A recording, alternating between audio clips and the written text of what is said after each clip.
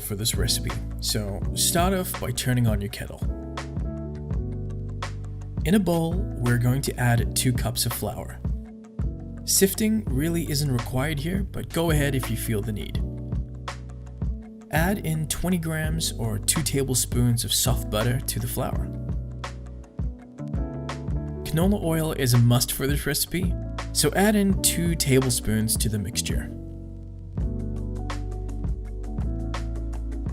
Then we'll season our mixture with 1 teaspoon of salt. I know it's really difficult to see here, but yeah, I put it in.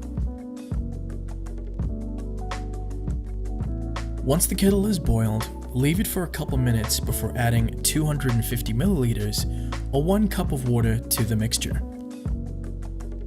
The water should be really hot, but not boiling. With everything covered in water, work quickly to combine the ingredients together. I tend to use a fork to start this mixing process, as the dough is still quite hot and I really don't want to burn my hands. Once the dough comes together, remove it from the bowl and we will knead it for a couple minutes. We're going to knead the dough until it becomes super soft and all the ingredients start to combine together, giving the dough almost a pillowy-like texture. Give your dough a little boop on the top just to make sure everything is all mixed in well.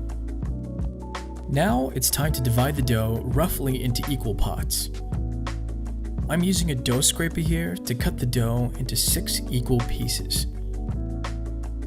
You could also make each piece just a little bit smaller and stretch the recipe to make about 8 final pieces. Now that the dough is sectioned into 6 or 8 pieces, roll each piece into a ball and set them aside for later.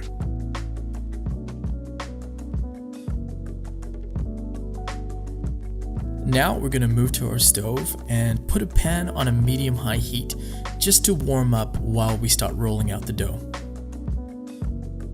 Lightly dust your rolling surface with just a little bit of flour. Then, start by pressing out your first dough ball with the palm of your hand, forming a small disc. Then, lightly dust the top of the dough, and then begin to roll it out with your rolling pin. Once the dough forms an oval, flip it over, giving the dough a quarter of a turn as you flip it. Repeat the process until the dough is a couple millimeters thick.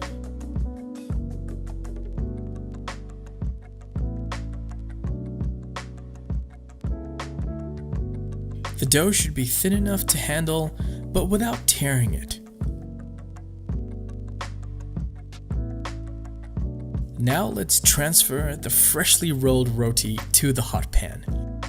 It should be flat and not overlapping in any areas.